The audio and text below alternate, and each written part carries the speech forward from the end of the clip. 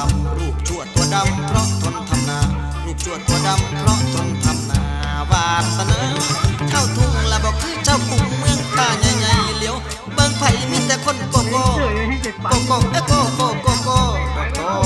ยังแม่นคำใส่เราไม่ต้องสนใจถึงใครจะเด่นชาตินี้ขอเป็นชาวนาไม่ไผว่าบ่ดีบอกเอ้ยงอสวรรค์บ้านนาอยู่ไหน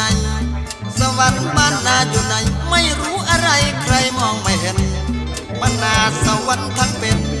บ้านนาสวรรค์ทั้งเป็นโปรดมองให้เห็นน่าจะเป็นความสุขไม่เหมือนความทุกข์ของคนในบางไม่เหมือนความทุกข์ของคนในบางโปรดมาฟัง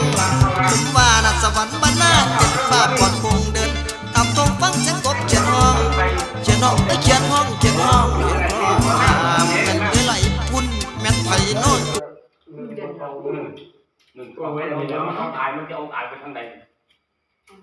เอาหน้าใช้ได้สิเออเด็ก